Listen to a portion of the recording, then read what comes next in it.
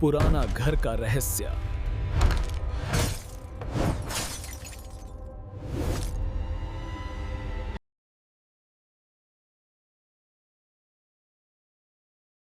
राजपुर नाम का एक छोटा सा गांव था जो जंगलों और पहाड़ियों के बीच बसा था।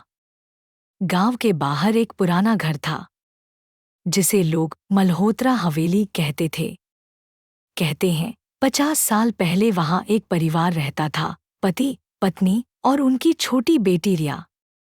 एक रात अचानक घर में आग लग गई और तीनों की मौत हो गई। पर लोगों का कहना था मृत्यु के बाद भी वो घर किसी को छोड़ता नहीं। कॉलेज के 3 दोस्तों अभिषेक, कृतिका और विक्रम को ये कहानी बहुत दिलचस्प लगी। अभिषेक बोला, ऐसी बातें बस डराने के लिए होती हैं, चलो देखते हैं। कृतिका ने मना किया पर आखिरकार मान गई।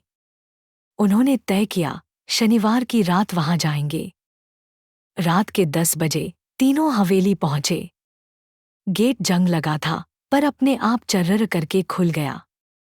अंदर की दीवारों पर पुराने पोर्ट्रेट टंगे थे, हर चेहरा धूल और अंधेरे में ढका हुआ। कृतिका ने टॉर्च की रोशनी एक कमरे में डाली। वहां एक गुड़िया पड़ी थी, वही गुड़िया जो रिया की कही जाती थी। विक्रम ने मजाक में कहा, हेलो रिया, क्या तुम यहाँ हो? अचानक कमरे का पंखा अपने आप घूमने लगा।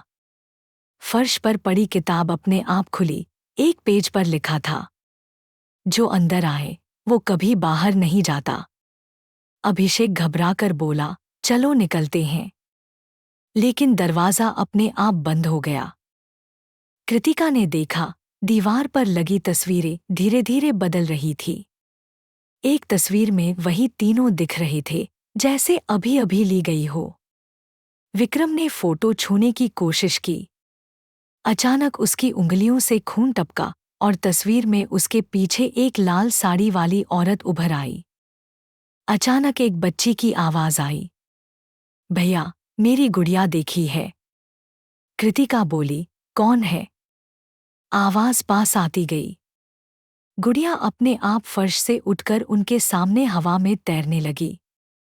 अभिषेक ने टॉर्च मारी। दीवार पर तीनों की परछाइयां थीं, लेकिन चौथी परछाई एक छोटी लड़की की। बत्ती झपकती है और कृतिका गायब। सिर्फ उसकी आवाज, मुझे बचाओ। अब बस अभिषेक और विक्रम बचे थे। उन्होंने दरवाजा तोड़ने की कोशिश की पर बाहर वही लड़की खड़ी थी। उसकी आंखें काली, चेहरा झुलसा हुआ। वो बोली, अब तुम मेरे साथ खेलोगे? दोनों चिल्लाए। सुबह गांव वाले आए। दरवाजा खुला था। अंदर सिर्फ एक पुरानी तस्वीर थी जिसमें अब 6 लोग थे, मल्होत्रा परिवार, और 3 नए चेहरे, अभिषेक, कृतिका, विक्रम।